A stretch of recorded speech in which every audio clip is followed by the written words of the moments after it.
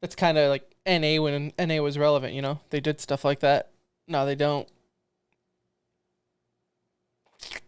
Now they do not. You ready? Yeah, I'm ready. All right. Hello, welcome, what is up, and welcome to episode 391 of the Centering Esports podcast, and this is going to be the best episode ever because, of course, we have Yikes of the Week. We have big Valorant talk to go on here, Sentinels being the most irrelevant team of all time, and IEM Cologne. The playoff brackets is set, so we will discuss that as well as e-news. And that's it for you. Of course, this episode is sponsored by your mom, so tell her thanks. Hey, this is Elige, and you're listening to TCR. Okay, so let's start.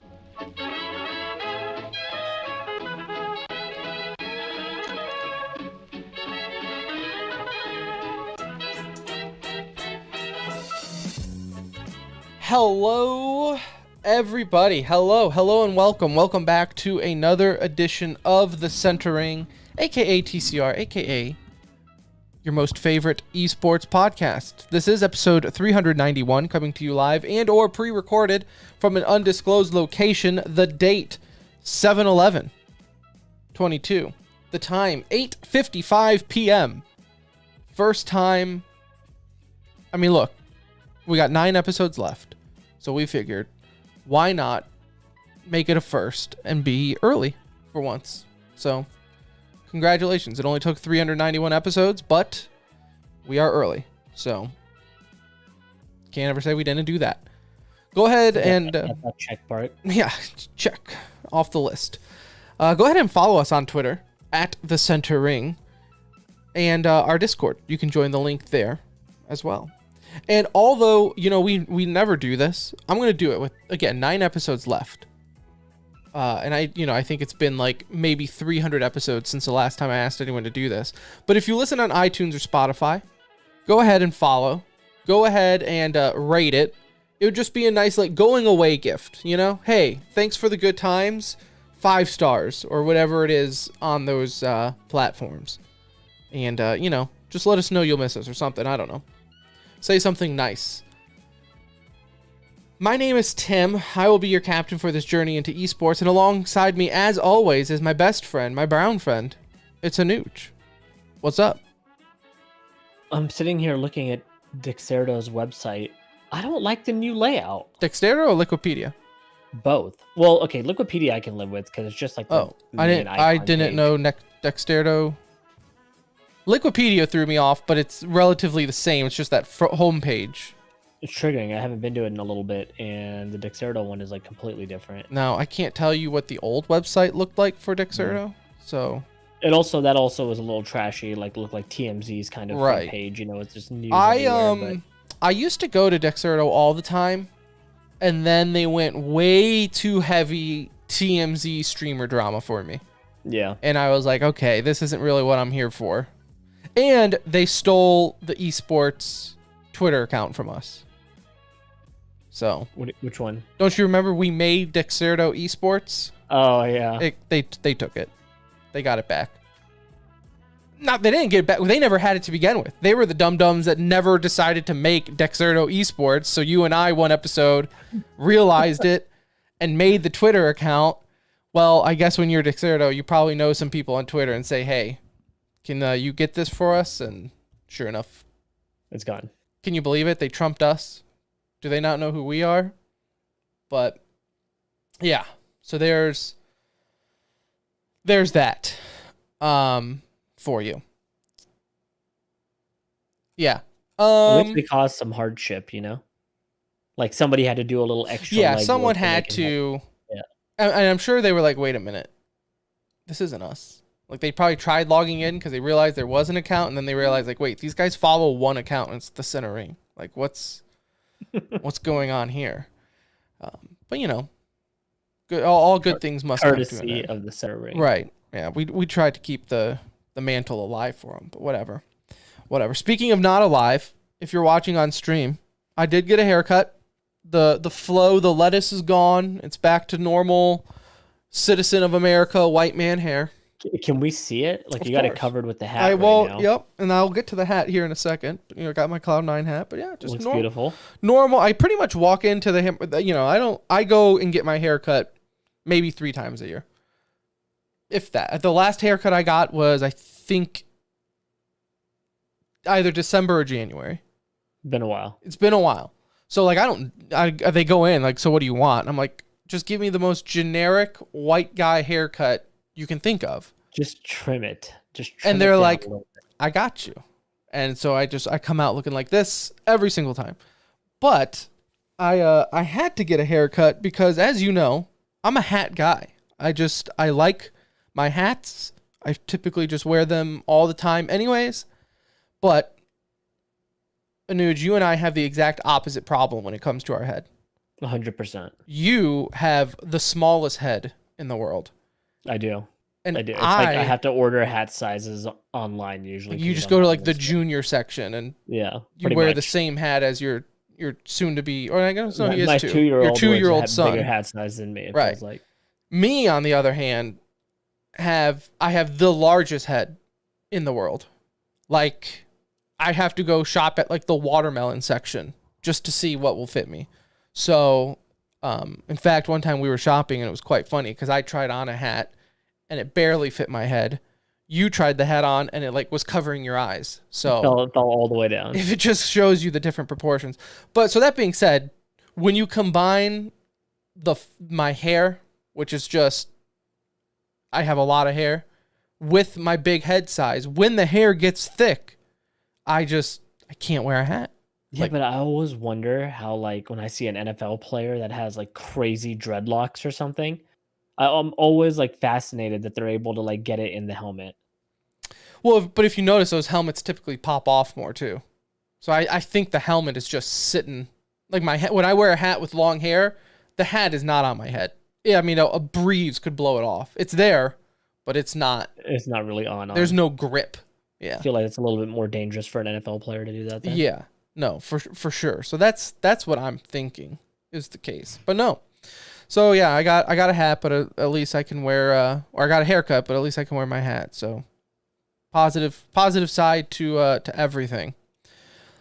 I didn't even think about it. We're just so in sync because prior to the show, we were talking about Liquid and just a Liege, and then he just also happened to be the liner that I picked for today. But later in the show, we'll talk some CS.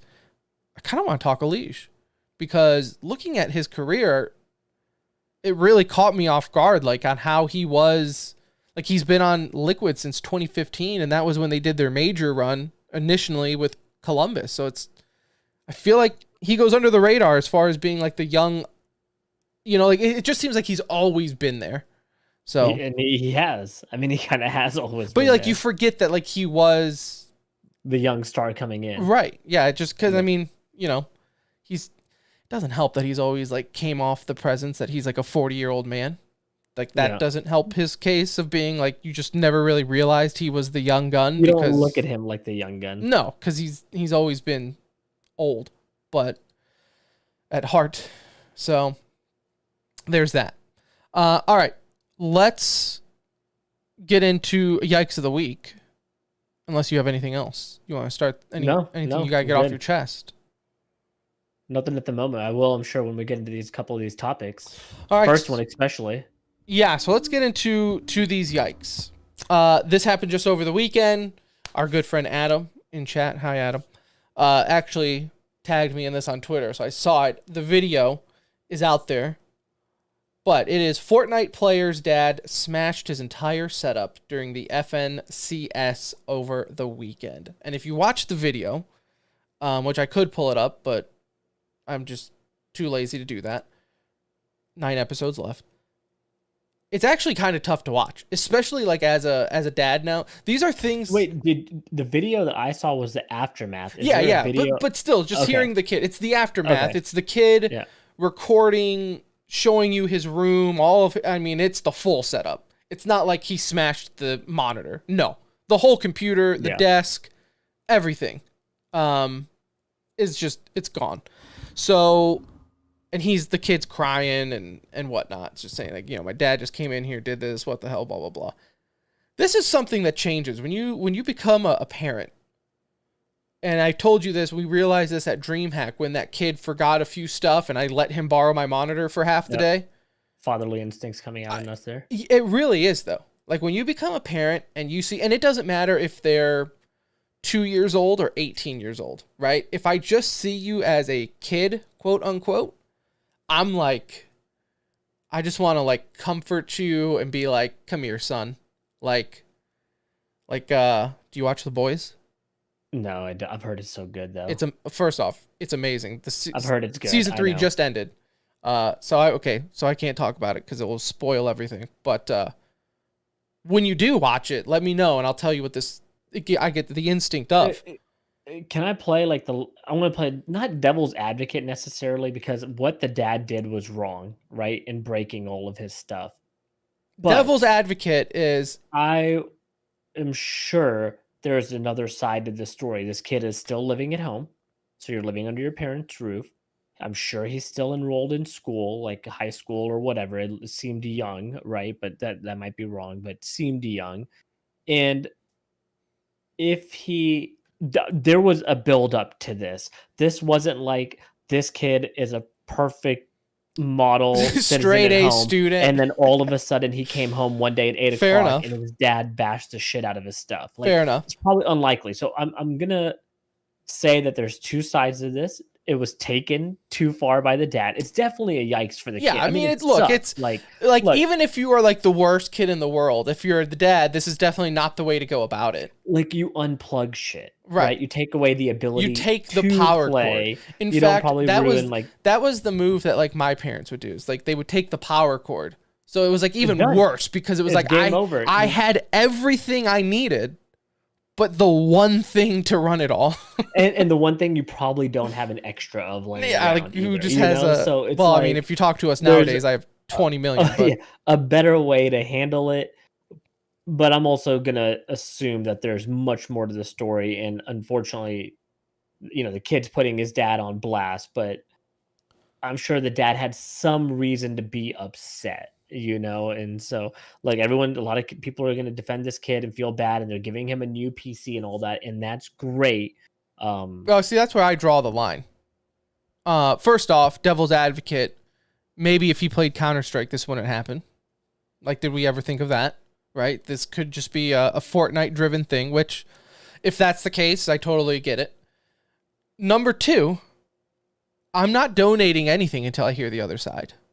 Although I agree with the kid that this situation sucks for him, ultimately, I'm not going to give you a penny, though, to at least know that you're not some little shitter who's like an angry 14-year-old playing Fortnite, yelling at his parents, staying up till however God knows late, which he's clearly playing a lot because he was competing in a Fortnite. And I don't know him, but he's well enough known to where this is like people noticed. Right. Yeah, I don't know the guy because I don't follow Fortnite at all, but he's at least well enough to where social media caught on. But I'm not going to give you, if that's the case, you probably maybe have money to get yourself a new setup, or I at least want to know before I give you some money. Like what's let's wait for Papa's response. What's the verdict here? Right. Like, I just need to know. I just don't buy that dad walked in on a charming young son and just after they got done just playing catch in the backyard, he comes in, came home from like Wednesday night church, and dad just decided to blow up and smash all this shit. Like, probably not. No. Yeah, no, you're probably right. You're probably right in that regards. We were those kids. We know that, right? Like, we were never like, I was never disrespectful to my parents, but I was the little shitter that would also like wake up after I was supposed to go to bed and be playing till 2 or 3 in the morning, So like, I understand frustrations there. Yeah, it's like not handled the best, the best, but it's not handled the best, but also maybe deserved.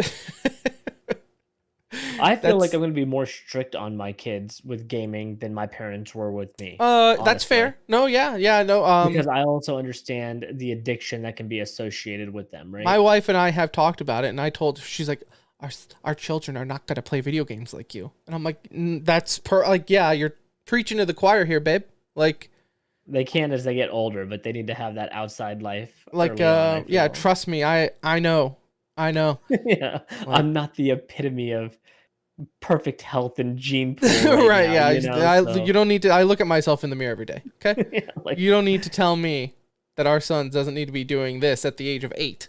Let him be 32 and do it. Right? Yeah, Not now. I give them a fighting chance. yeah, for sure. So there's I agree. I agree. Next yikes of the week here comes from the Smash World. HBox, aka Hungry Box, aka co-owner of Team Liquid, DQs himself from Double Down 2022 after being called out by a number of other competitors and fans in the venue for excessive coughing, looking really ill, and obviously that's just a no-go in today's society. Well, and he wasn't wearing a mask. He wasn't wearing a either. mask either. Yeah, like, which again, I'm not still wearing a mask either. But if I was, but you're not walking into an event playing on stage, coughing up blood and sick. yeah, right? if I'm So, sitting like, here looking ill enough to where people are calling me out for it, I'm not in that situation. So long story short, though, he did DQ himself after being called out and I guess making feel bad about it. Went to the ER, coughing up blood. Everything looks good. They're saying it's not COVID, so it's just some cold, right? But so I guess positive is he's positive. good. He's okay. The negative is it's just a bad look during this time. You got to be pretty cognizant of that, especially in a smaller community where you don't have lands are not an everyday thing, right? Like you're trying to protect the community more than anything. You're just trying to make sure events continue to happen. So everyone's got to be smart about it. We're not going to on that beat him being up. said, though, if you were a Melee player or Smash player, would you rather get COVID at an event or sexually molested? Because both are a high likely possibility at these Smash events. We know that. That's a fact. I'm not even being rude. That is a fact. I mean, COVID was putting up rookie numbers compared to the SA accusations. In fact, like if anything, if you're a Smash player, you would want Hungrybox to not wear a mask because COVID is the only thing keeping you from being molested. Yeah, they took the name of the game too literally, unfortunately. Yes. Yeah, they took the Smash Brothers part and Left out the brothers. or sometimes left the brothers in. Just depends on which accusation. Look, there's enough accusations out there.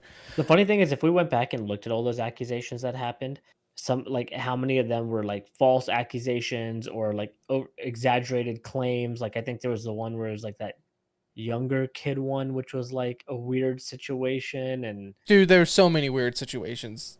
Look, it was just all over the place. Like a lot of them were real, a lot of them were and then like so many of them too. It's like, yeah, no, that's real. Okay, well, I guess I'm done playing. Bye. And then you just never heard from them again, even though like they just admitted to like sexually assaulting and blackmailing and raping someone.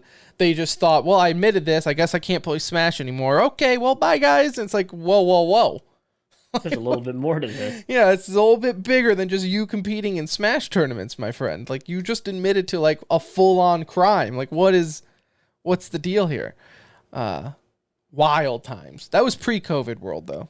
That was we have not had to deal with that for a while, but and maybe Smash won't have to deal with it for a while now with HBox giving everyone sick. But alas. All right, good dude of the week. I have one good dude of the week here. Shout out to Snipe Down, Halo Pro, Apex Pro. What is he now? He's still Halo, right? For now, I don't know. Is he still a Halo Pro? Snipe Down. What's his Twitter say? He was Halo Pro, went Apex Pro, went Halo Pro, then teased that he was going back to play Apex because Halo sucks. His Twitter still says professional Halo player for FaZe Clan. So okay. That's the case for now. At this moment. But anyways, shout out and congrats. He got married over the weekend. So him and his wife both very good looking people. Yeah. Like, it's just Look like one little of models running it's around. really, yeah, like, I mean, we can say it. Like, they're just very attractive people. It's a very attractive couple. Though we all know this is like step 1 of the downfall of his career. So step 2 would Yeah. be, of course, having kids. Children. No one gets married and then takes off. Like, no one Like- gets married and then hits the peak of their career. Glaive and Nitro are trying to change that stigma right now. They're having a little trouble doing that. Yeah, like, good luck. You would literally be the first. But that being said, congratulations on getting married. But good luck with everything else in life. All right, so there's that. Do you want to get into some Valorant, or do you want to get into some CS? Let's do some Valorant, Tim. It's been a while. It has. It's been a minute since we've talked Valorant. And as we've said, we just haven't been paying attention all that much to, like, and we've said it before, the mini qualifiers and the qualifier 2 and 3 and last chance and this chance, and it's It's too much. it's just so much to keep up with, and then you got all this other esports stuff you want to watch, and just call me when the big tournaments are happening. Well, that's what we got right now with the Copenhagen Masters, and on top of that, something even almost what feels like bigger. It feels like almost no one even cares about the Masters at the moment, and everyone's talking about Sentinels. Like, I think people are more excited for the last chance qualifier than they are about the Masters at this point. But if you want, we can talk Masters first. We can do like a brief little Masters overview because I think we're going to come back to that next week anyway once it's wrapped up. Yeah. So maybe just an update on where it's sitting right now. So Guild is the first team to qualify. Crew, they ended up defeating Crew 2-1. So Crew is waiting in the decider match to see if they're facing either Optic or Loud. And I think that match will be 2 days. Tomorrow. No, the 13th. Well, Optic and We got Loud. Optic Loud tomorrow. Optic Loud tomorrow. The decider match between Crew will be in 2 days. I watched that Guild Crew because you know me, I love Crew. They're the little engine that could. They always show up at these Masters, whether it be because their region sucks and they're the only relevant team. But hey, let's not look at that. Let's not rain on anyone's parade here. They make it, and that's what counts. And they were looking good against Guild, but Guild, much like Crew, they're an org that I always seem to root for.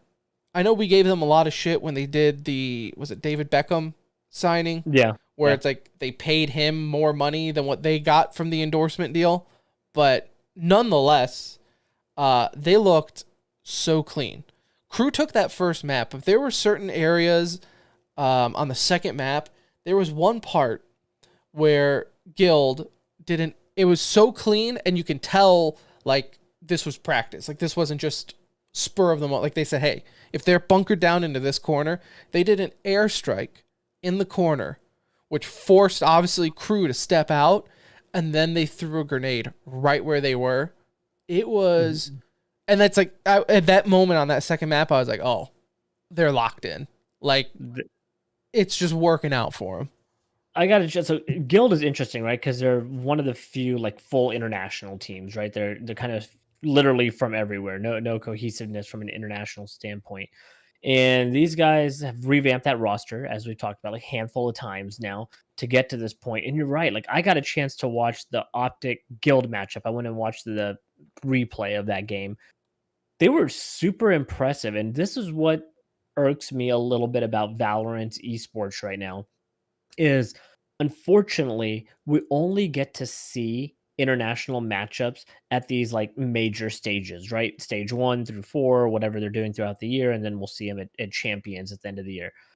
It makes it really tough to understand how good the competition is, right? For us NA folks, we only watch our NA representation. Those are the only events that we track and keep an eye on, because as we mentioned, it's already like 1,000 teams to kind of watch over, it feels like, and then you have all of EU's region and every other region, so you only get to see it. Everything feels like a surprise when I'm watching a Masters event, like, oh shit, like Guild beat Optic. I thought Optic was like so badass, but like, hey, we really never knew how good they were outside of NA other than these one-off events, but rosters have changed so much since then, so you never get a good feel for where a team stands internationally. And that's what makes the Masters events entertaining to watch, but also like a little bit, you have all this shock appeal, but it's fabric. It feels a little fake because we've never seen them like play each other. So everyone's getting a first shot at each other. They've probably been scrimming a little bit for the days leading up to this, but that's not viewable for us to see as fans. So, you always feel shocked during these events, but it's not surprising because it's just we don't ever see them. We don't watch them play each other and any of that stuff. And I would say that's even more so on this event too, because it's like we don't even have the typical big orgs that you see. Like there's no Liquid, there's no G2, there's no Sentinels, right? It's like looking like just first glance, looking at these 8 teams that are here, Optic is really the only big org. I don't know if some people would consider Fun plus Phoenix a big org, and obviously other games in certain regions maybe. Well, like you don't have Ascend there, who's been like who's a champion, last year.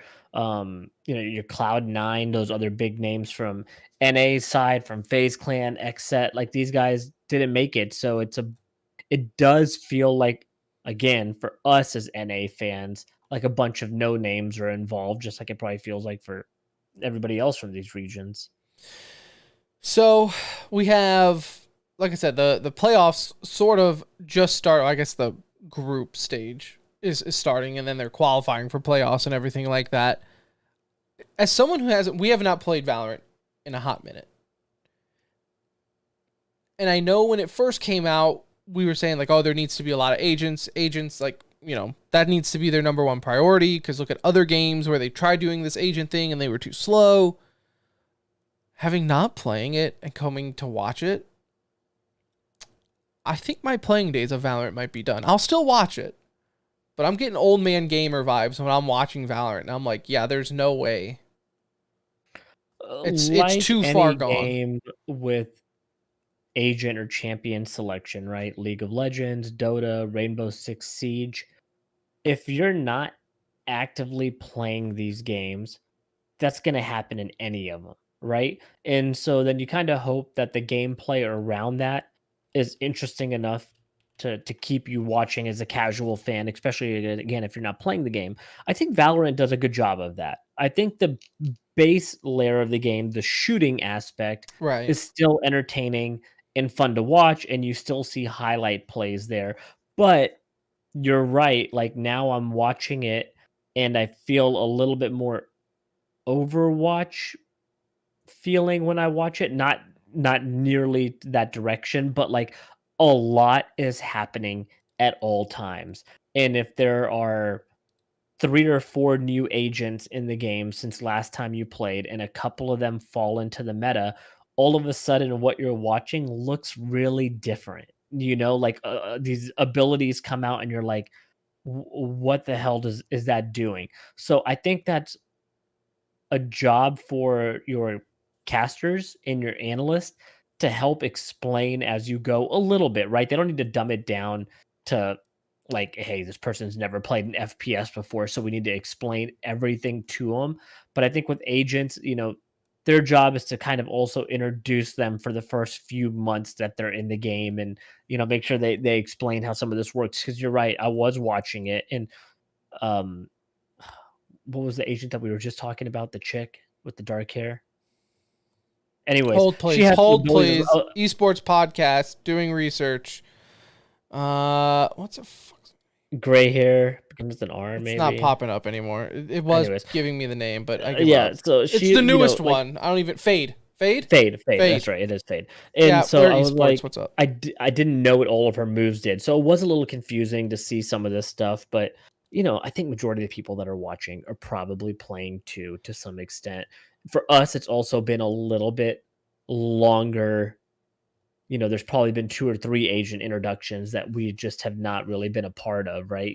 Chamber, we played a little bit when Chamber came in. We played a little bit when that dashing chick that we were talking about earlier, and then Fade, we haven't really played at all. So, that's on us to like kind of get in if we really want to learn it. But you're right, watching it, you just kind of like, okay, there's a lot of shit happening right now. Like, I don't know what's happening, but you kind of get the gist of it. As the match goes on.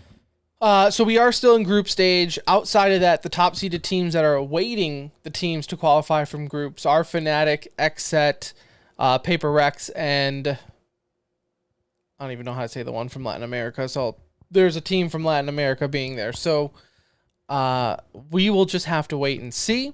To be honest, if you're asking me for predictions at this point, I have no clue.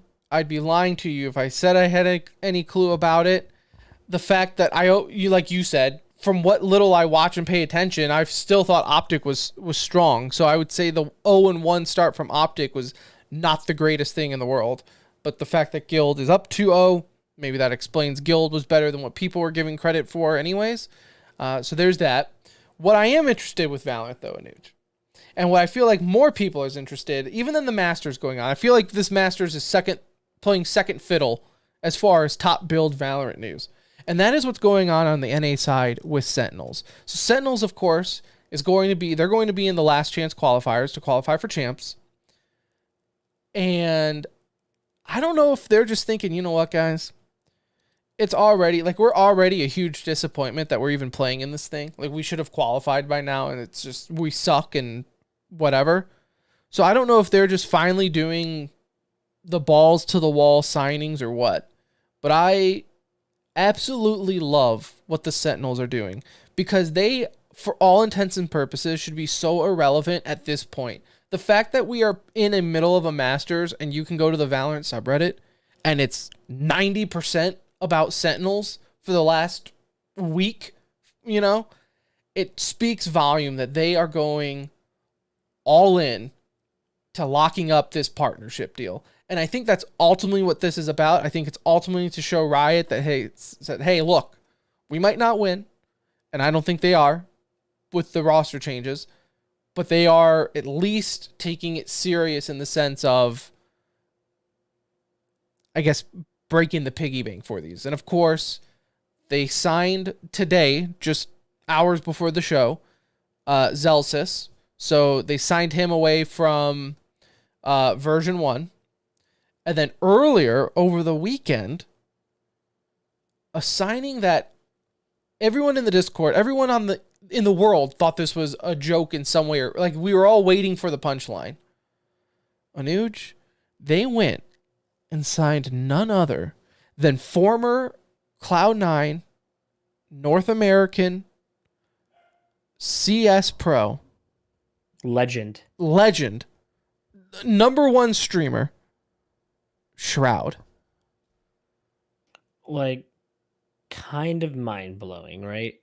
Kind of mind-blowing, because I honestly thought we would never see him compete on this level ever again. Twitch rivals here and there, old man, the playing on Mythic, right? Yeah, bullshit stuff, right? Right. Streamer-friendly type. Streamer teams here and there, and playing in an FPL league or something. I could see that. But to be signed contract, you are an official player on an org, you will be in the history books as a Sentinel player. Never in a million years did I think we were going to see this. And this is clearly just going to be for the last chance qualifiers and then champs if they qualify. And he's even said, I know you can watch, there's a quick little 3-minute interview they tweeted out, but he said, look, I know the one question is everyone's saying is, am I going to take this serious? And he's like, yeah, I'm doing nothing but playing Valorant. I'm doing nothing but watching film. I'm working with the guys. Thankfully, he already knows a lot of them just being from the CS world. He's teamed with Shazam before. So that's not going to be completely new to him as far as personality wise and things like that go. What's going to be new is Shazam actually being a good, capable player in the game that he's teaming with him on. So I think the expectations, even if you're a Sentinels fan, this is all very well exciting, but I think you also have to curb your expectation because Shroud has not played on this type of level for a while. I'll be very curious to see what he's like. B, the fact that they're already doing, these roster changes. I mean, look, if you look at their active roster right now, they have 7 guys signed. So clearly, 1, 2, 3, 4, 5, 6, 7. Yeah, 7. So there's obviously going to be some movement around. So you're going to have now 2 new guys on the roster. Shit. If they made one roster move this close to a big tournament, people would be like, oh, it's a little cutting it close here. Like, would you rather stick with what you know and hope for the best? Because, you guys were a good roster. It's just you've been playing poor. But they're going, I think, all in on it. So I don't know. Like, for me, the expectations are somewhat low. And I think that's okay for them even. Like, again, I don't think up front they'll tell you their expectations are to win. But I think behind closed doors, Sentinels are like, look, we just need to make an impact here to show that we're serious. I think right now the play is to get partnered. That's what the play is. Yeah, I think this feels still a little bit like a joke. The reason I say that is, okay, I don't doubt Shroud's going to take it serious for the next month, and play. And if they make champs, sure, I'm sure he'll still compete with them beyond that point. I don't doubt that he's going to play a lot and he's going to grind and he's going to be focused on the game. My issue is there have been people that have been doing that for the last 1 to 2 years now since the game's release, that has been playing on a highly competitive level, whether that be tier 2 or lower end of the tier 1 scene, that are free agents, right? These guys or girls are ready to compete right now. They understand the meta. They know the little nuances and tricks and stuff that you only know by like playing at that level that much, right? So even if he's going to play Valorant, and let's say he's been playing it on stream for the last month, okay, because we know it's not much longer than that. We've seen a stream, you see what he's playing. Right. It's not Valorant 90% of the time. So let's say even the last month he's been playing, he's gonna have really a month and a half of prep time to like get in. Not just tier 1, we're talking about the biggest event of the year for Sentinels currently, right? This is their last chance, and that's the route you decide to go. I would be shocked if they advance. It would be cool, right? It would be a really fun story, and it's going to be all over the place. And this is probably hit whatever first match they play in, regardless of who it's against, will probably be the most viewed Valorant match. It's going to break records for sure. Yeah, it's going to be a lot of fun to watch. But I feel like it's a little bit of a slap in the face of the people that look. Shroud's name is what got him here. Okay, like the name put him in this position. It's the name, it's his following, like you said. It's going to be the most watched, I think, match of all time for Valorant. If he had just retired from CS a couple months back, 4, 5, 6 months ago, makes a little bit more sense. Yeah, this would not have been as big a deal. Shroud's not been competing for like 3 plus 4 years now, however long it's been. It's been a long time. So, and when you think unusual move, but when you think too, now it's like he's going to be with Tens, right? Like we have Shroud and Tens, the Canadian duo. So that will be exciting. That's going to be a good storyline. But I just think, like you said, I think this is just, I mean, hell, look at that. Look at their announcement post on Twitter. It's like when we looked the other day, it was like at 6,000 something retweets, like 30,000. The numbers were. It had over 5.5 million views, 300,000 plus likes. Like insane numbers. They're getting what they want out of the deal. They knew this going in. So what I'm saying right now is not new information to Sentinels, and they're sitting there thinking, "Oh shit, he hasn't competed in 4 years." Like they know all of this. This is purely. And he even said too, like the idea came over like having lunch one day with the dude from Sentinels, and he was like, "Man, well, what would you do if you came back and signed with us or played or something?" And they said, "Well, let's do it, right?" And of course, he's Shroud, and your Sentinels who are already struggling. This is a 1,000% we have nothing to lose type of situation. Like this, and that's what it is. This screams. We have nothing to lose as an org playing in last chance when we're already underperforming. Like we're already a disappointment to our fans. So yeah, like Stick is not coming back right now. He's going to be on leave for a little bit longer, as he mentioned in his tweet. He, to me, was their second best player, and you lose him for the remainder of the season. You add 2 new players. all they can do is if they underperform, it's going to go as expected. It's not really Right. underperforming. That's what Right. people expected. And now if they lose, it's, well, they have 2 new signings. Shroud hasn't played in a while, but it was fun while it lasted. It's the same. They need the same thing to happen that they've needed to happen for quite some time now. And it's tens and friends. And if tens pops off with this team, they have a chance to win. If tens fails to show up in the biggest moments, which we've seen time and time again, then they're not going to go anywhere. So it's going to be up to him, to shine. And look, this is a last chance qualifier. So even if they make it through, it's great that they, could do that. But this is still to go play with the big boys, So, they have a long road ahead of them to get where they want to go as an org, but it does feel like a drop off. They've fallen pretty quickly. They went from the number 1 team in the world for a year. That's what I said. The fact that they even have to have a conversation about playing in last chance qualifiers, I'm sure as an org is like, what the hell? Let's just go crazy. This is it. It's called last chance qualifiers for a reason. If we don't make this, we are literally not doing anything for the rest of the year. I mean, no joke. Apart from those little, they said in November or something, Riot's partnering with other events to do tournaments and stuff for people who didn't qualify for champs, right? So outside of those random events, this is it. You have nothing to lose, everything to gain.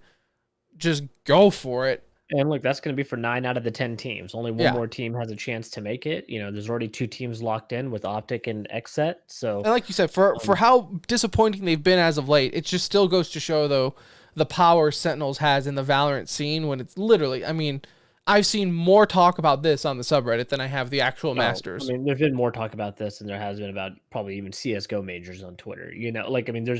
This is Shroud signing with an org to play comp. You're going to have the Counter-Strike fans be interested. You're going to have all the Valorant people interested. Yeah. And then you're going to have his streaming fans who care, so it's tens and friends and rowdy shroudy. So it's going to be fun. I'm going to be watching. Super excited to see how it goes. And honestly, look, I hope it works, right? I have my doubts, but this is also NA we're talking about. So anything is possible, So I will be watching, and there's no dates on it as far as Liquipedia is concerned. So apparently it's happening in August, but there's no set date. So unless I'm crazy, someone correct me if I'm wrong. I don't see any dates on Liquipedia. I'm looking it up too. It wasn't very obvious. I think it's August 14th, but it's in August. Okay. Yeah, Liquipedia doesn't have the dates yet. So if you say August 14th, I'll believe you. Let's go with it's in August. Okay, yeah. For now. Yeah, sometime in August. So, anyways, I am super excited. Like I said, I was not expecting he's joining the team and then maybe 4 hours later saying as a content creator or something. But then when they were like, no, he is coming back to play for real, I was pretty mind blown. Pretty mind blown. And I don't think this is him getting back into the scene. This is a one and done. If this doesn't work out, he's probably done. I don't see him all of a sudden being ooh, I need to get back into Counter-Strike now. Maybe Valorant isn't working out. I need to do Counter-Strike or anything like that. This is probably it for him. And I would love to see what they are paying him to do it. Because they had to, this has to be well, maybe not, but I would have to assume it's a stupid amount of money to get him to do it. I mean, he's probably getting paid a good amount to do it, but I don't think it's going to be some tens buyout money. This is good for him too. Okay, this is going to be a boost for his popularity. Well, yeah, he's already popular, but I'm sure he's seen dips in numbers like anybody else. Well, yeah, I mean, shit. The day I looked, the day he announced this announcement was up on his stream, I think he had point in case right now, 52,000 people watching him play Valorant. That's pretty crazy. Yeah. And I think he was about, when the announcement was made, he was like 55. So, and of course in his chat, it's everyone doing Sentinel logo. I mean, it's just complete game changer and something that no one was expecting. Absolutely no one was expecting. It's awesome. It's awesome. poor Tarek has to wait a little bit longer now to make his splash because I did not gonna laugh. get the You know, same everyone kind of thinks he's attention. signing with people, and he said welcome to the team, as Yeah. if he also signed with them behind the scenes. It's look, man, I think Tarek he's loving his life right now. I think he just enjoys trolling the pro scene and collecting that Twitch Can check. you imagine if they didn't get Zelsis and they got Tarek instead? Bro, Bro. they would blow up. I mean, it would They would literally have half a Twitch million would people break. watching. They would have Twitch half a would million break. people watching that event. No, I think it's awesome to see this. And that's one of the beauty I think with esports is like you can't really get this in traditional sports where it's like you had some dude and look, say what you want. I think Shroud was one of the best in his time for Counter-Strike, you know. I don't know if he was ever in discussion for best in the world, but he was one of the best out there. You know, he made nutty plays and I think he was always a threat. But you never see this like in traditional sports where some guy can retire and then come back and generate this much hype with like the potential of unknown, like, hey, this could actually work out. So one of the beauty in esports is I guess you can do this. Also, like how old is Shroud? Like he's got to be like what? 26? Well, yeah, I mean not that 28. old. He's 28. So yeah, I mean, if he wanted to, he still has plenty of time to try it, but looking forward to it sometime in August, as far as we are aware. Maybe we'll co-stream that. Maybe. All right. Well, that's the other thing too, right? Everyone and their mother's going to be co-streaming that thing. So when you include those numbers plus the normal stream, bro, it's going to be half a million people. It's going to be insane. It's going to be insane. All right. So there is Valorant talk. Let's get into some IEM Cologne here real quick. Where are we at? The group stages are wrapped up. Playoffs are starting tomorrow, Friday. Okay, I guess that makes sense. The weekend, right? They take the whole week. I think it's exactly what everyone thought, right? Easy predictions, dude. Like they're lucky they didn't have stickers for this because like I would have been diamond coin for sure. Tim, 2 of the top 10 teams in the world have made it to the playoffs. That is mind-blowing considering the lineup we had for Cologne. It's funny. You look at the playoff bracket and it looks like what DreamHack was before it became like an official IEM event, you know? Like when they just invited these random teams here and there, like, oh, let's do movie star writers and of course Astralis because they are bad now or whatever, right? But it looks like if you're looking at this, like Astralis and Liquid are powerhouses, right? They were your 2018, 2019 number 1 and 2 kind of consistently, and they're both almost in the same spot right now, like trying to rekindle the fire that they once had after making like a handful of roster moves. Obviously, Liquid's story is just super fascinating because to have Yakinder on the team, and he hasn't been like dominant, you know, he's been good, but like they've been playing well together. So this is just one of those, look, you got FaZe and Navi sitting there atop looking at each other like, okay, we're bound to meet in another finals. Like this seems so set up to have a 1 versus 2 matchup in Cologne, you know, on the brightest stage outside of a major. So even if we don't have the teams we necessarily thought we would have going into the playoffs, I think we're going to have the dream scenario come finals time. Right. It's like, and I guess that's right. Like that's a point where it doesn't necessarily matter the quarterfinal teams if Navi and FaZe were in it, because those were the 2 teams that you thought were going to be in the finals no matter what, right? So the 2 teams that I think you wanted to see face off. Yeah, right? so it's, I mean, I think that's the matchup you want to see every event. If every event this year ends with Navi and FaZe, I'm honestly okay with that. Like I would honestly be fine if we just skipped all the tournament and just did Navi and FaZe for the finals, because I mean they're arguably number 1 and 2 at the moment. They have the best players in the world, 1 and 2. That's what you want to see. But that being said, let's give some credit where credit's due. And I think we all saw it coming that NA is back, right? Like we can say it now. Liquid ended up defeating Cloud9 in the most NA fashion. Of course, Cloud9 losing to Liquid. in, I would say, dominant fashion. 11-16, 9-16 on their respective 2 maps. Yeah, I mean, look, Liquid for drives me insane. For Cloud9, we'll just touch on them for 2 seconds here because we won't be much to say. This is the NA effect that's truly hit them. Yeah. Like, since they've made the transition over to Cloud9, whether it's what's going on in their home country that's messing with them, or, I mean, there's clearly been an issue. You know, they did okay, I guess, the event prior to this, but Yeah, they'll always have DreamHack Dallas. yeah, it's just it's been relatively inconsistent, which is like the one thing you didn't really say with them when they were with Gambit. And so, to me, I blame this on people like you putting all that pressure on them, Tim, like coming into NA, be the NA savior. Well, listen, the This is the Cloud9 act of war from Putin, if you ask me. Like, he infiltrated NA with the Counter-Strike org or team, took over the most popular NA org, and is having them crumble now. Like, you think on the that was biggest Putin's stages. plan? Is like, look, guys, I give think them this was hope. part of his, like, you know, we talk global warfare. This is a way you talk about how does somebody attack the US?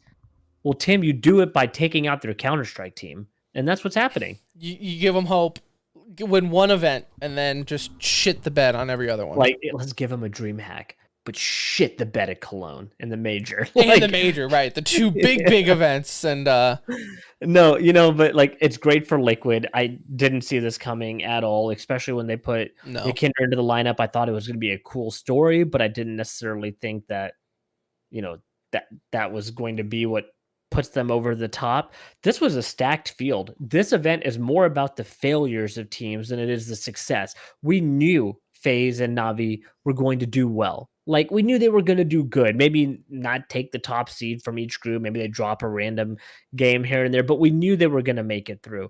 This is about the failures of your Vitalities, your G2, Ents, who has just completely fallen, you know, off the boat. Heroic, who ever since they swapped, well, prior to making the swap for Refresh for Shush, they weren't doing that great. But that change, we've only seen them perform worse, you know, since they've made that pickup. So to me, this has truly become an event of teams that underperformed. Furia, another team that like clearly like just underperformed. You go 0-2 versus Astralis, you go 0-2 versus Liquid. Like, those are teams you can't lose to if you're them necessarily, right? Like, they're a top 5 team in the world. You're supposed to win these matchups. Maybe you drop one of those games, but to lose both of them, it's disappointing. And so that's how I've looked at this. I'm like, damn, like, what happened to Ents? What's going on? Well, like, what more does Carlos need to do for G2 to put them in a position to succeed? Nothing. Like, this is not on Carlos. Giving you everything. Don't get me wrong. Like, I love talking shit on Carlos, but this is not on him. Like, this one was, I mean, look, it's the G2 curse. G2 is going to be G2, and for whatever reason, no matter what players get onto that roster, right?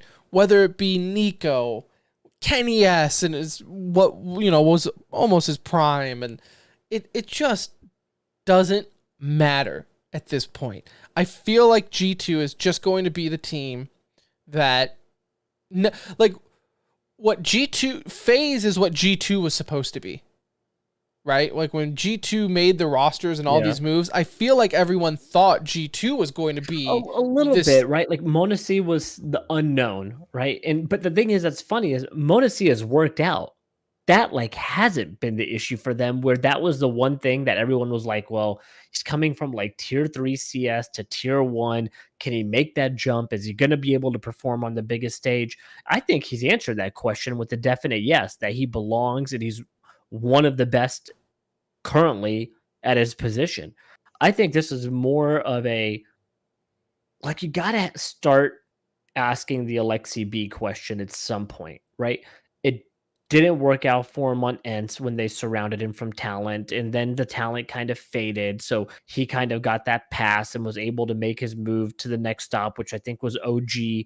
After that plan did not work out. He had Valde, he had, players on that team to be successful with, but okay, let's give him a pass again. Let's do the Nexus swap, bring him onto G2. Now you have the most talent that you've ever played with, and G2 has taken a step backwards. Right now, I'm not saying that this is all Alexi B's fault. I know a lot of people are calling for like Jax's head and this and that, but like to me, if you have one outside of the IGL, if you have one player underperforming, but you have three people that are performing like all stars, you should be able to get by and win your fair share of matches. So Jax maybe underperforming in these situations shouldn't be enough to like hinder that team from being successful.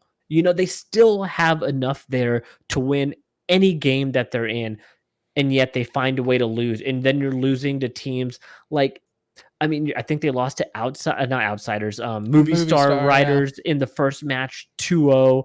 Then you drop into lowers and you go 2-0 versus Ents, but then you lose to Nip, who has been good, but again, a team that's kind of been in transition for the last year, it feels like. It's just disappointing, and I feel that exact same way, everything that I just said about Vitality, who I think in Vitality is toast. They made the right roster moves, which kills me. Because like looking at who they took from Astralis, if we rewound it back. I haven't been on that bandwagon though since the first event with that new roster. Now before the event, but making that roster that looked like a juggernaut of a team, right? Yeah, anyone would have taken that roster. But man, it just goes to show it's not just about the players. Like there has to be so much more involved with playing as a unit and getting everything right than just taking, Dupree is good and Zywoo's good, and let's just stick these guys on a team together and it's all going to work. Because this Vitality roster is pretty much like an all-star roster at any major. This was with unreal. Zonic as head coach. And I'm not sure where the problem lies with that team, because you can't sit here and I don't want to just point the finger at like Apex as the IGL. Like I think it's just a combination of issues. Is you added two, I don't want to say dominant personalities, but you added two very well-respected players in Magisk and Dupree, and then you swapped out your coach for their coach. And I'm not sure if Zonic is maybe, in my mind, more to blame for not making this more cohesive. Like this should have been swapping out those two players and coming into Vitality's system to make it better. When I almost feel like they did the reverse of bringing in Magisk and Dupree, but like going the way Astralis went about doing things. It's funny you mentioned that. I was literally about to say, like, it feels like the Astralis boys feel like Zywoo and them joined Astralis, right? That's what it feels like, and that's the vibe that I'm getting when I'm watching them and just seeing that it's not working out, where Zywoo and Apex and everyone else on Vitality is like, no, you joined our system, right? Like, you joined us when we were performing well, because they were. I mean, Vitality was performing well right up until the roster moves, right? I think they won their last event with their last roster. So I feel like that's like butting heads at this point, where you literally have the roster split down, if you're including the coach, 3-on-3 from Astralis, 3 from the original Vitality, and you are having the perfect storm of, no, we're going to play it Astralis's way. No, you're going to play it Vitality way. And it's just not clicking together because they just can't get on the same page. Yeah, and it's odd because I don't know what direction they would want to go from here. Because I think any roster move they make, in terms of whoever they pick up, it's going to feel like a little bit of a downgrade, I would think. Right? Maybe in the minds of the fans. Like, it'll look like a downgrade, but I almost think they need to make some type of core change, or potentially just looking at another direction from a coaching voice. Like, and I hate to say that because I think Zonic's the best to ever do it as a coach, but I'm finding it so hard to believe that this roster can't find a way to make it work. Like, it's too good on paper for me to sit here and be like, yeah, this roster just doesn't have it anymore. Like, they just had it a couple months ago. What happened? Like, all of you had it as individuals a couple months ago. So now together we can't make it work. Like, maybe another voice is needed to take them in another direction. But I don't know. I mean, I feel like any move outside of Mastua being changed out for another big name player, like, it's going to look like a downgrade on paper. But don't you also feel like he just draws the short straw? That's what I'm saying, because Like, he's the fifth, right? Anytime it's like, right. there's always that fifth man, right? That regardless of how long Like, they've been it's not there, necessarily you doing anything wrong. it's just we need to change But you something, and we can't- don't want to get rid of these four. Right. You can't drop the other guys, so sorry. So But I think you take that approach with the coach too, right? Like, I think sometimes, yeah. just like in traditional sports, a change of voice, and esports coaches are not necessarily like true head coaches in the sense they dictate what's going to happen all the time, but another strategic partner could be. You know what it feels like, Anuj, and you can relate to this, and any married person can relate to this. It's like living with your in-laws, where no matter what, you are always down a man in the arguments. Like, 100%, yeah. if there's any debate between you and your wife or your significant other, and you're living with your in-laws, which I know both of us did this while we were in transition from apart to house living, right? We bought houses, and there was a period where you had to move with the in-laws while your house was getting closed on or whatever, saving up for a home. It's like, my wife never understood why it drove me insane, but it's just like, you don't get it. You could murder someone in front of me. Your parents will take your side on it, because that's just how it's going to work. And I feel like with this is like Zonic will never take Zywoo's side on it, and maybe this might not be the case, but I'm just saying, like, this is that situation, right? Zonic, in front of the team, they might be saying one thing, but he could also be having side conversations with Dupree and Magisk. Like, yeah, bros, like, I'm with you. Like, me, I just, like, it's that type of stuff that could be happening. I think more so than outwardly, like, going against somebody. But even if it's just Dupree suggesting something versus Zywoo, right? And Zonic could just be like, yeah, let's try this then. Let's try Dupree's let's try idea. what we just did for the last 8 years and won 4 majors with, like, that wouldn't be. They need to cut. They need to cut the parent out. The thing there, either way, there's something wrong, And so again, thankfully, FaZe, Na'Vi did what they're supposed to do, and are going to give us the semifinals that we really want.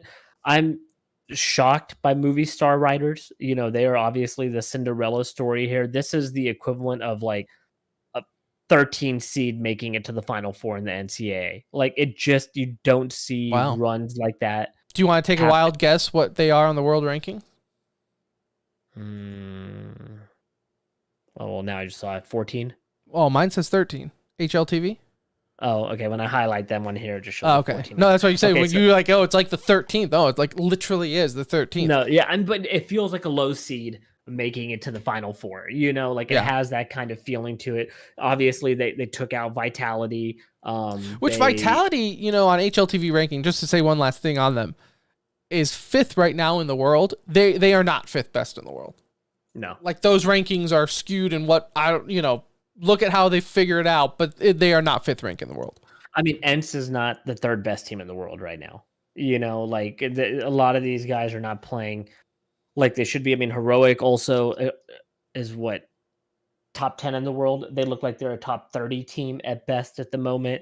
Like, G2 is probably way up there, right? They're number G2 6, but yeah, not making it out of groups, So again, 2 out of the top 10 teams in the world made playoffs. Shocking when there's 6 teams in this event. I think at the end of the day, as fans, it'd be awesome to see like a Na'Vi Astralis matchup that kind of brings back that history piece of it, and then to see like a FaZe Liquid matchup, I think would also be great, with Twist going against Liquid and all that stuff. So there's still some fantastic storylines leading into playoffs. We'll hop back into this next week to obviously discuss what's taken place in the playoffs, but do we want to make any sort of like I feel like predictions feel a little underwhelming because like it's one of two. I was about to say, like, maybe we just take opposite sides to make it fun. But I'm always gonna pick Navi because I always want to see them win. And you know what? So I actually was gonna bring this up about Navi too. So yes, I think Navi will win. I always want Navi to win over FaZe, even though me and Twist are best friends, and he taught me how to phase up a DreamHack. I'm a professional, and I don't let personal relationships get in my way of judgment. Also makes it hard to hate FaZe. It really does. I hate the FaZe CS team because if it was just them, I would love FaZe Clan. But it's everything else about FaZe that makes me hate them. But the fact that Navi, like, think of a team with Navi, and I don't want to constantly harp on the war and everything and use that as an excuse on why they could suck, but it's definitely an excuse on why they could suck, right? And then on top of that, they make a roster move, and not just any roster move, but Boomage, which played a huge part in their roster. Like, he was young, upcoming. He was a huge part of, well, when he signed, right? He was young and upcoming. And he was their IGL. IGL. Regardless of how much of a role he had as IGL, he was their IGL. Right. Like, he was a huge factor into that roster. Now, it's not just like we just felt like it was time to move on and mix it up. No, it was an unexpected, unwanted roster change.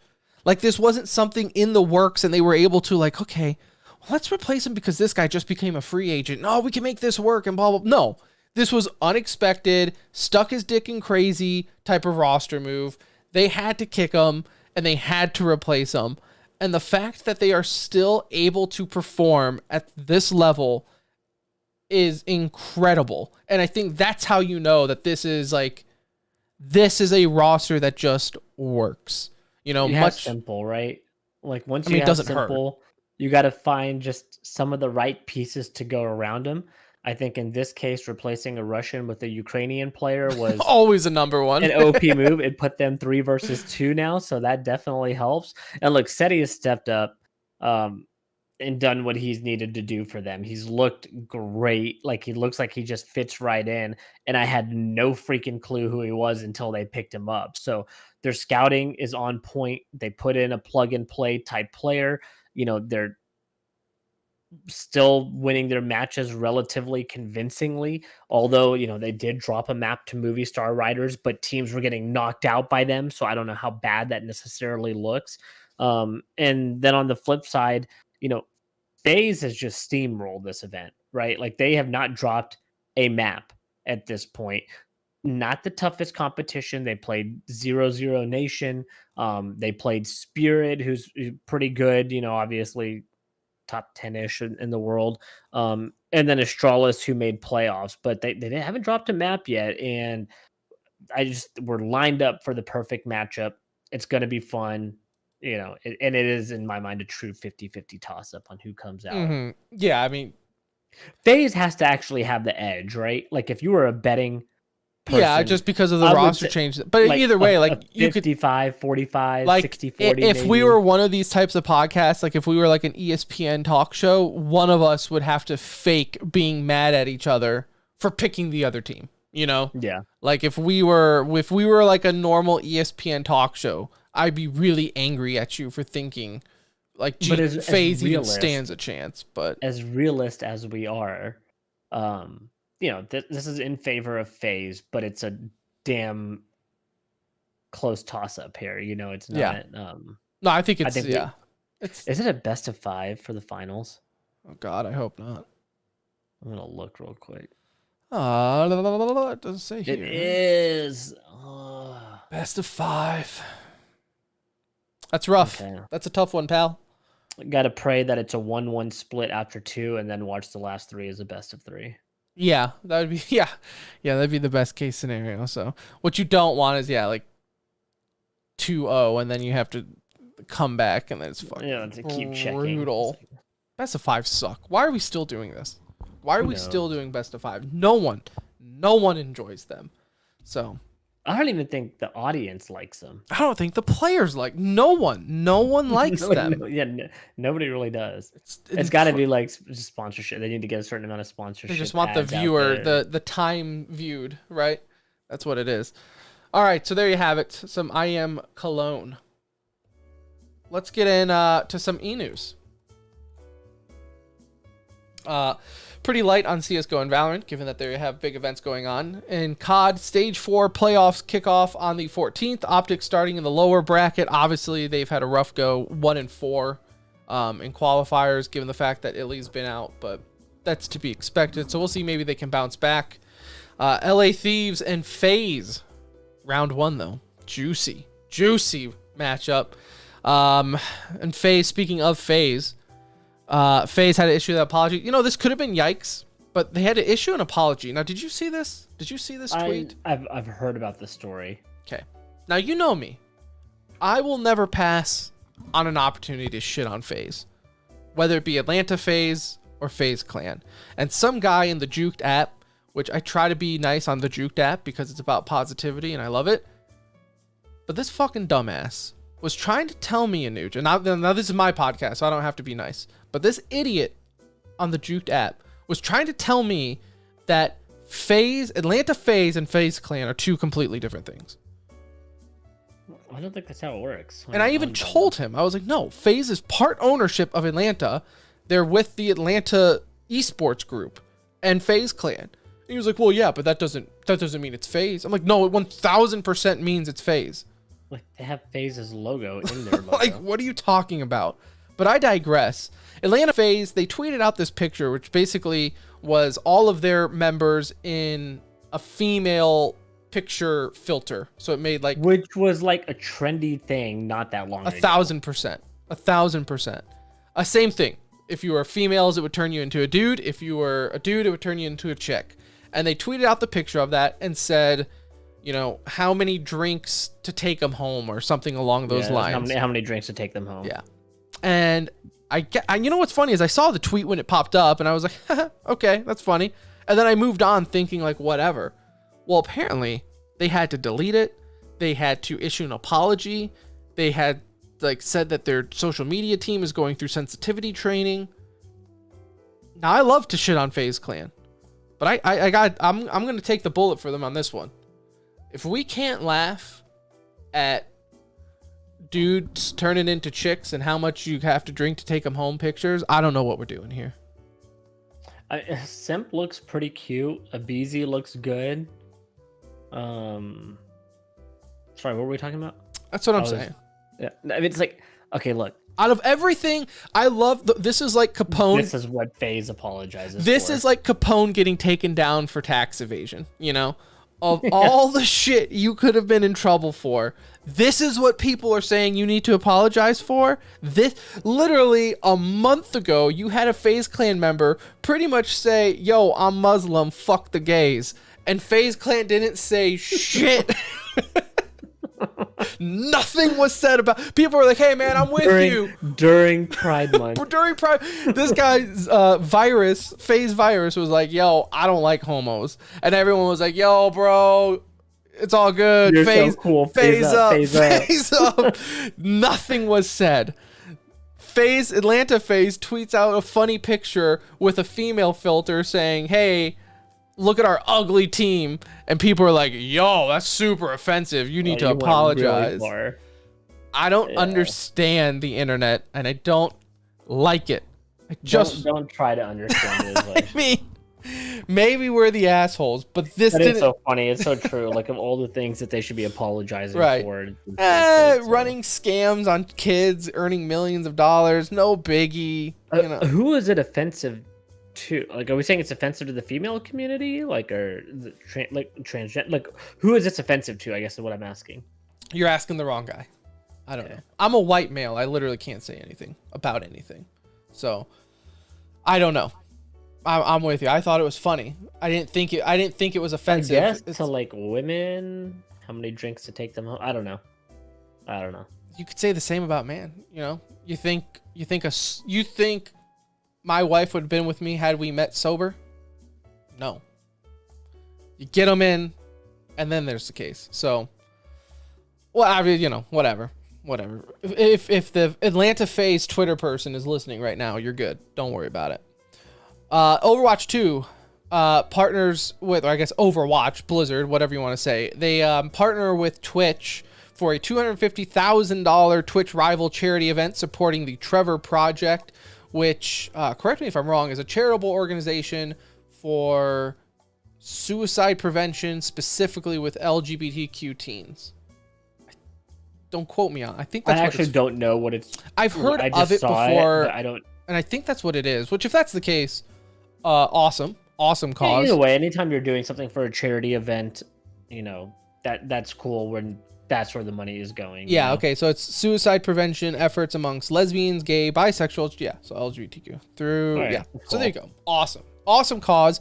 I think All it's right, also Overwatch. We'll give you a pass. We're not gonna talk shit right now. You got one for good this dude, week. Blizzard over here. Okay, Good dude we'll of the week. We'll see you sons of bitches And next week. it is like 100%, like from what I understand, the 250,000 is straight up from Blizzard. Like this isn't like, hey, we're gonna raise money type of thing. It's like, no, here's 250,000. No, it's from their partner teams, Tim. It's not from Blizzard. It's not. This is not Blizzard cutting a paycheck out of their revenue stream. Meanwhile, we got 20 million from that. This Who is that NV Optic, whatever they want to call themselves. This is also only like 10% of Bobby's bonus this year. So you think it's 10%? Wow, damn, it's like he's really taking a hit this year. So. It's 1% of Bobby's bonus. But nonetheless, look at that. We still brought it back to shitting on Blizzard. Either way, that is cool. It is cool to see them acknowledge Twitch, right? I don't know if YouTube loves this idea because they were partnered with YouTube, but hey, it's only a matter of time before that one's done and they go back on Twitch. So yeah. Okay, let's go shit on Halo now. Yeah, time to shit on Halo. The HCS partnership was coming up.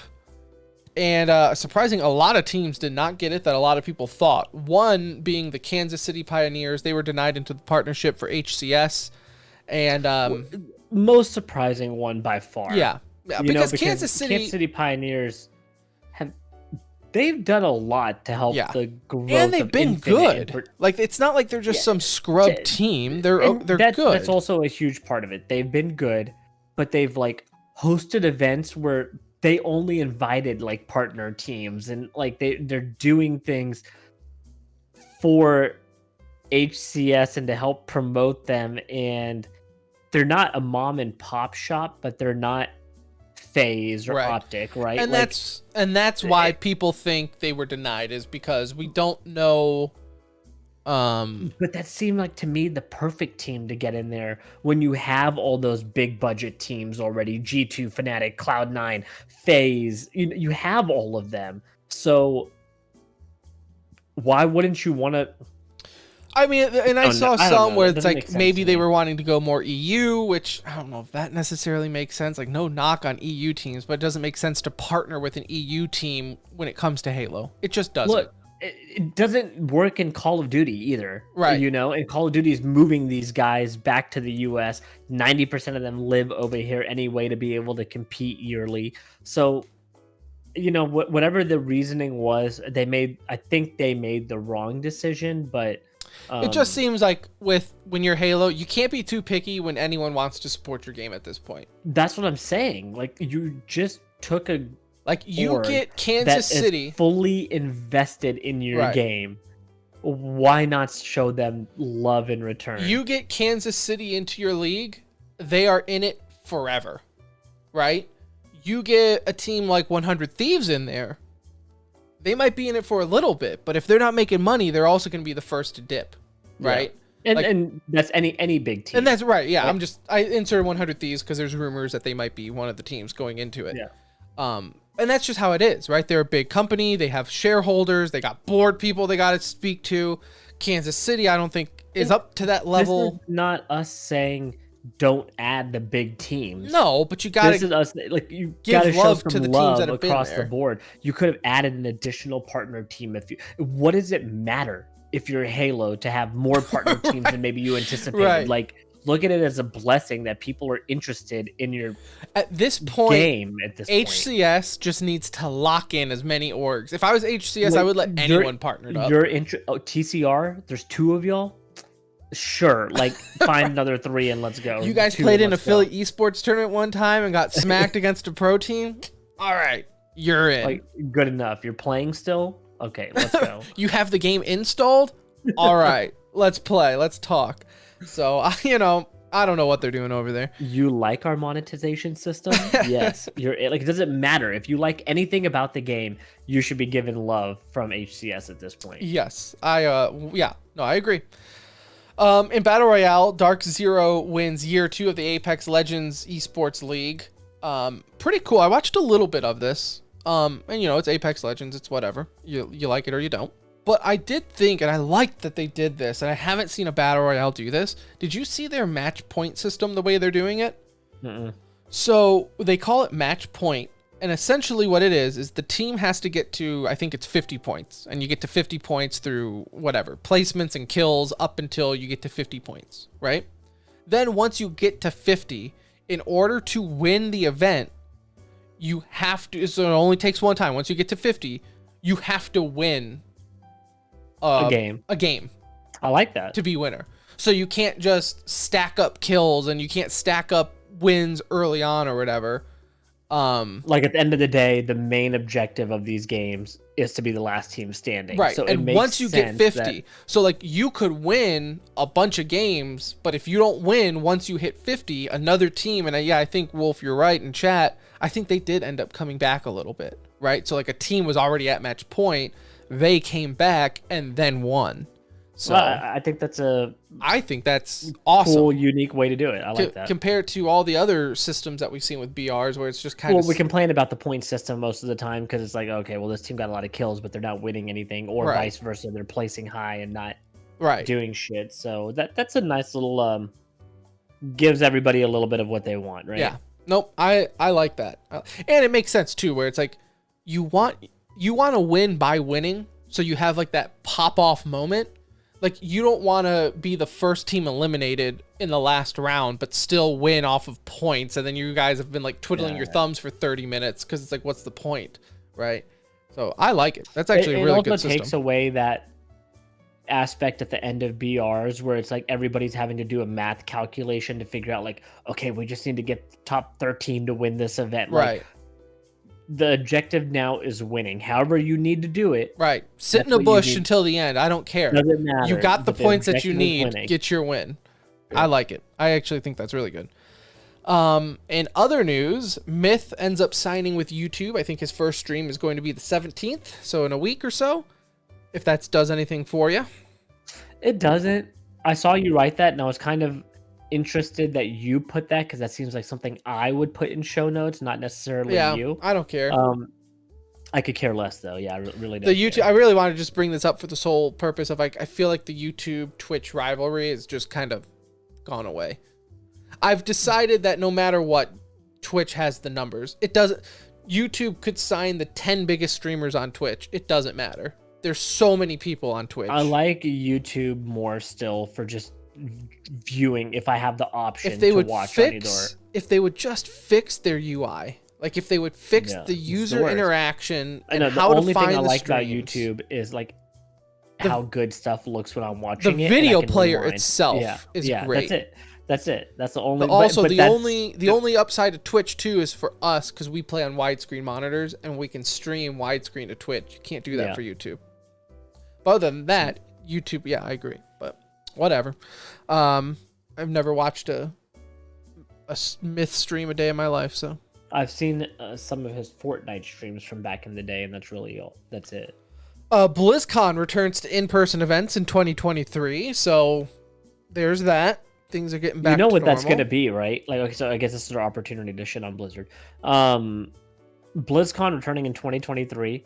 I started thinking about this, Tim, because I was like, what games? Like, what are we going to announce in 2023? We got the new WoW expansion coming out this year.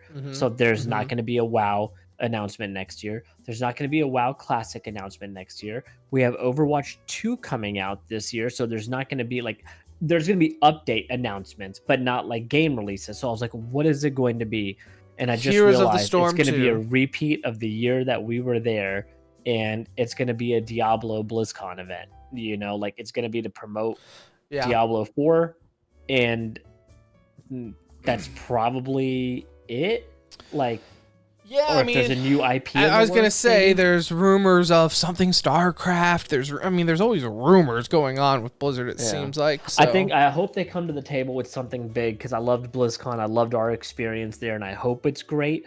But I'm also like thinking of like, okay, all the major games are kind of 2022 hits, like in the sense of coming out or whatever. Right. So we really did go to a good BlizzCon. We did, but none of the shit came out that we wanted. Like we saw the announcements, right? We saw the announcements were great. Diablo 4. We saw the Overwatch 2 announcement. We saw all those big announcements there. So it was. I really enjoyed BlizzCon. Anybody that goes in 2023 will get to see probably a lot of those same announcements. Yeah, maybe something big. They got to do something big because you're right. There won't be anything. So. I hope it's a new IP. That'd be great. Yeah. Oh, so here you go. Who knows? Might be tied in with Microsoft's event now too. Oh yeah, you're right. Yeah, you never know. Here you go. Wolf actually tweeted out TSM and SSG were close to winning as well. This was in regards to the Apex. 12 teams had 50 points. So that's pretty awesome. That's crazy. Yeah. That's pretty awesome. The last game you have every team just stacked. Yeah, like I almost wish I knew that. I would have watched it. That would have been intense. Like, you're right. Yeah, it's because you and me would be built for that situation, just being the last team standing. I could hide in bushes that you couldn't imagine hiding. Right. You have never seen someone more patient than me. I will wait you out all day. I will find that circle and I will sit in that building behind a barrel till you fall asleep. I will be there. And then last but not least, and not really any gaming or esports, but just for our personal preferences, last living member of Easy Company, Bradford Freeman, passes away at the age of 97. Of course, this is his life was depicted in the HBO hit series Band of Brothers, and I know you and I talk about it all the time. I don't know if younger generations do, because it definitely came out when we were in like high school. So it's an old show now. Yeah. But it is easily in my top 5 of all-time shows, probably in my top 3 of all-time shows. Rewatchability, amazing story. I thought the cast was almost perfect for that show. I mean, it was so good that just talking about it right now, I'm probably going to start it again. I mean, it is one of the best, and God bless this man's soul, because what they went through for our country to, have the freedoms that we do have, whether you like some of the ones that are going on right now or not, he's still, that group of people was some of the best men that this country has ever seen, so glad he got to live to the age of 97. I don't want to ever know what that man has seen in his lifetime, but watch Band of Brothers and just realize that this is real. It's real, yeah. Like, I mean, they were there, and like at the end, they kind of show like the actual people, and he might even be in the end. I'm not sure, but man, have a box of tissues ready. It's one of those shows where like even a grown ass man will you watch it. You have to keep reminding yourself that, oh shit, this is like real. Like, I'm watching a TV show. They truly live this, and they did what they had to do, and it was awesome. And I'm sad to see this news. I saw this earlier as well, and definitely sad to see that. Yeah, nope. So stay hard, Bradford Freeman. Stay hard. All right, well, there you have it. That will do it. I did not see it happen in the show, but Adam, thank you so much for the tip. Definitely appreciate it. Never expected, always appreciated. Thank you so much. God bless you. God bless you. All right, well, that will do it for this episode 391 of the Centering Esports podcast. It's done. It's in the books. Thank you so much for listening, whether you listened to the whole darn thing or skipped around. Love you all the same. We will be back, I guess, next Monday. We're going to start outlining a schedule for y'all here as we get closer to the end, and figure out, if it's just going to be I want to say a normal last show, but like in the sense if it's changing dates or right. So we know we can't push it out any further, so that much I do know. Maybe we double up a week. Might be some weeks where we double up. So we're on a clock. We are getting close, and I got some updates for you to remind me to tell you after the show, so that will explain why I mentioned this. All right, perfect. Other than that, we'll see you in Discord. We'll see you on Twitter at The Center Ring. Follow if you're listening on Spotify or iTunes. Give it a like. Give it a good review. Whatever. And that's it. That's all I got. So for Anuj, I'm Tim. Love your face. See you next time. Bye.